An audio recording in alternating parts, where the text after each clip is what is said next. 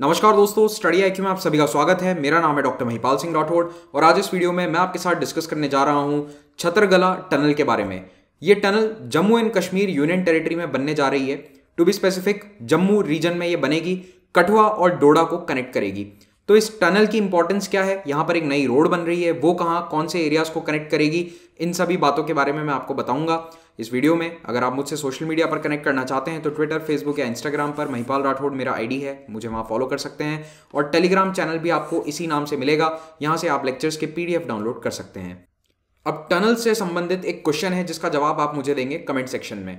भारत का पहला advanced hypersonic wind tunnel test facility कहां पर रिसेंटली इनॉग्रेट किया गया है? दिसंबर 2020 के महीने में हमारे डिफेंस मिनिस्टर राजनाथ सिंह जी ने इसका उद्घाटन किया था। यह आपका हिंट है और गूगल के बिना बता दो तो बहुत अच्छी बात है, आप करंट अफेयर्स अच्छे से फॉलो कर रहे हैं इसका मतलब। तो ये भारत की पहली hypersonic wind tunnel testing facility है।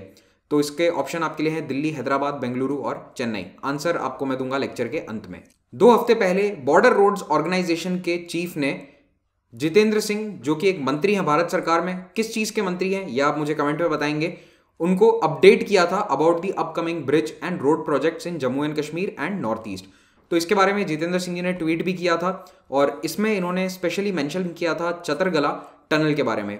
अब छतरगला टनल जो है ये जम्मू कश्मीर में आती है और कहां पर है ये मैं आपको बताऊंगा। एक बात और यहां पर याद रखिएगा कि lieutenant general Rajeev Chaudhary BRO के डायरेक्टर जनरल बने हैं कुछ ही समय पहले, तो ये नाम डायरेक्टली कुछ एग्जाम्स में पूछा जा सकता है, हो सके तो याद रखिएगा। This is lieutenant general Rajeev Chaudhary और ये हैं जो मंत्री, केंद्रीय मंत्री हैं जितेंद्र सिंह।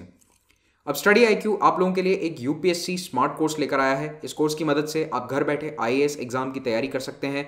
अगर आपको ये कोर्स के डिटेल्स जानने हैं तो आप हमारी ऐप डाउनलोड कर सकते हैं या फिर studiiq.com वेबसाइट पर जाकर भी इन डिटेल्स को चेक कर सकते हैं। इस कोर्स पर अभी 50% प्लस एक्स्ट्रा 10% डिस्काउंट अवेलेबल है रिपब्लिक डे के उपलक्ष्य में, कुछ ही दिन में आने वाला है। तो आपको कोड यूज करना है REPUBLIC10।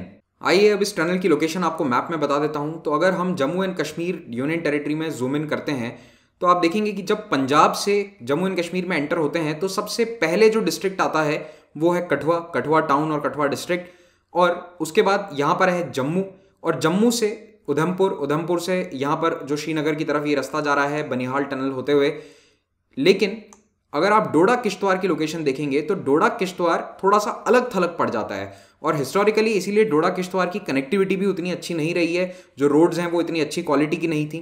तो अगर किसी को जम्मू में एंटर होने के बाद, यानी जम्मू कश्मीर यूनियन टेरिटरी में एंटर होने के बाद यहाँ पठानकोट से एक बॉर्डर क्रॉस करके कठुआ में एंटर होकर मान लो डोडा जाना है, तो ये रहा डोडा। डोडा जाने के लिए पहले उसे यहाँ उधमपुर होते हुए जाना पड़ता था, ये रूट था। तो इसमें लगभग 6 से 7 घंटे लग जाते हैं अगर कोई बहुत लंबा ट्रैफिक जाम नहीं है या फिर बर्फबारी के कारण कहीं कोई रास्ता ब्लॉक नहीं है, लैंडस्लाइड नहीं है। लेकिन आप देखेंगे कि डायरेक्ट रूट तो ये होना चाहिए था, तो ये थोड़ा शॉर्टर रूट होता, लेकिन यहाँ पर बीच में क्या आता है, पहाड़।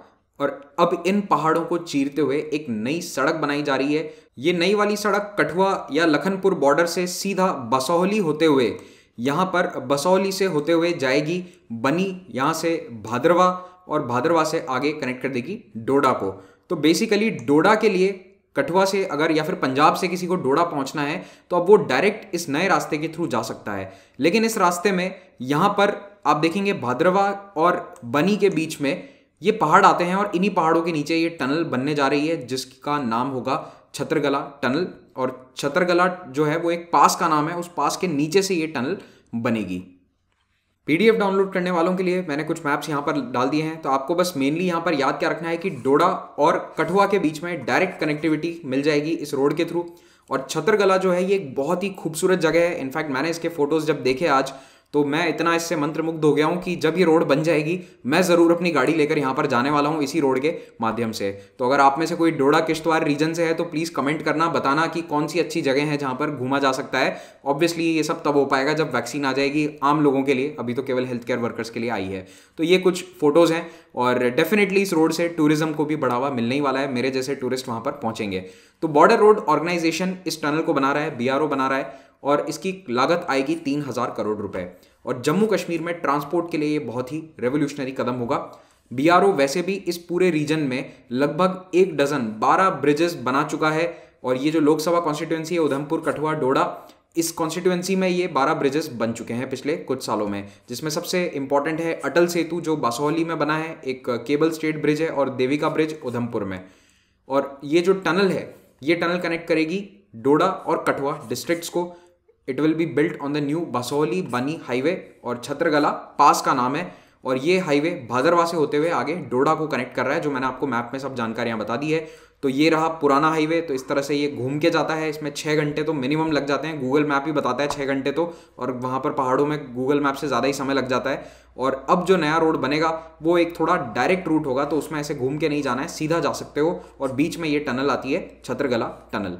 ओके, अगेन यहाँ पर भी मैंने अप्रॉक्सीमेटली अपने आप से लाइन ड्रॉ करके मैप में बनाया है। थोड़ा सा रास्ता यहाँ से रहने वाला है। वैसे 6.8 किलोमीटर लॉन्ग ये टनल होगा, ये आपको याद रखना है। इसका फीजिबिलिटी सर्वे ऑलरेडी हो चुका है, और जब कंस्ट्रक्शन स्टार्ट होगा, उम्मीद करी जा रही है कि इसी साल कंस्ट्रक्शन स्टार्ट हो जाएगा, तो 4 साल इसको लगेंगे पूरा होने में।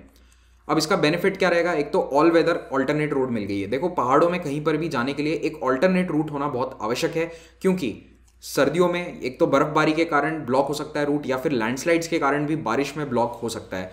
ऑल्टरनेट रूट अगर अवेलेबल है तो वो हमेशा अच्छा रहता है उस क्षेत्र के लोगों के लिए। कोई मेडिकल इमरजेंसी वगैरह होती है तो एम्बुलेंस वहाँ से निकल सकती है, किसी को इमरजेंसी में बाहर जाना है, कहीं पहुँचना है, फ्लाइट पकड़नी है, किसी कहीं का नौकरी के लिए जाना है, तो वो भी जा सकते हैं। तो इस रोड के बनने से, इस टनल के बनने से डोडा से लखनपुर बॉर्डर, यानी कि जहाँ पर पंजाब शुरू हो जाता है, जम्मू खत्म हो जाता है, लखनपुर तक केवल 4 घंटे में पहुँचा जा सकता है, जहाँ अभी जो घूम के रास्ता आता है वहाँ पर 6 से 7 घंटे लग जाते हैं।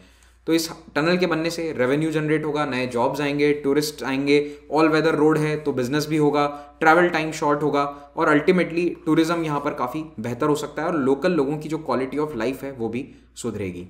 अब पिछले कुछ साल में, टू बी स्पेसिफिक 2019-20 में, कई सारे बड़े बड़े टनल के प्रोजेक्ट्स या तो स्टार्ट हुए हैं या फिर पूरे हुए हैं। जोजिला टनल जो है उसका काम तेज़ी से चल रहा है, और ये श्रीनगर और लेह को जोड़ेगा। इस पर मैंने एक सेपरेट वीडियो भी बनाया था। अटल टनल फाइनली चालू हो चुका है, 10 सालों से इस पर काम चल रहा था। नेशिफू टनल अरुणाचल प्रदेश में बन रहा है, I hope I am pronouncing it correctly. ये तवांग वाला जो रास्ता है उस पर बन रहा है। राजस्थान में एक वाटर टनल बनी है, परवान टनल। ये गाड़ी के निकलने की टनल नहीं है, एक पाइपलाइन डली हुई है टनल में। ये भारत की सबसे लंबी वाटर टनल है। ओके, इंडिया का आई कैपिटल होना चाहिए। मैंने आपसे जो सवाल पूछा था उसका आंसर है हैदराबाद। तो पहली hypersonic wind tunnel test facility बनाई गई है DRDO के द्वारा हैदराबाद में, और हैदराबाद में भी टू बी स्पेसिफिक कहाँ पर, APJ Abdul Kalam missile complex है, उसमें ये टनल इनॉग्रेट किया गया था राजनाथ सिंह जी के द्वारा पिछले महीने। अब जाते जाते इस तरह के टनल्स और रोड प्रोजेक्ट्स का जो क्रिटिसिज्म है वो मैं आपको बता देता हूँ। सबसे बड़ा क्रिटिसिज्म एनवायरमेंट को लेकर है, इकोलॉजी को लेकर है। हिमालय में जितने भी रोड्स बन रहे हैं उनमें इस तरह की प्रॉब्लम्स देखी गई है कि लैंडस्लाइड बहुत होता है, और हिमालय अर्थक्वेक प्रोन एरिया है, तो इन रोड्स पे हमेशा एक खतरा बना रहता है।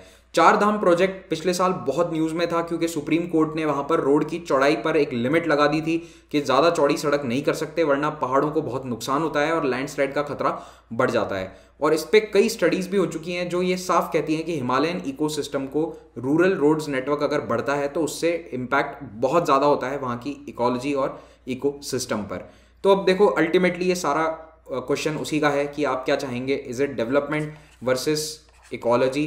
तो हमें एक बीच का रास्ता निकालना पड़ेगा कि एनवायरनमेंट भी बहुत ज़्यादा हार्म ना हो, लेकिन जब डेवलपमेंट होता है, सड़कें बनती है, तो डेफिनेटली थोड़ा नुकसान तो एनवायरनमेंट को होता ही है। Thank you very much for watching this, have a great day.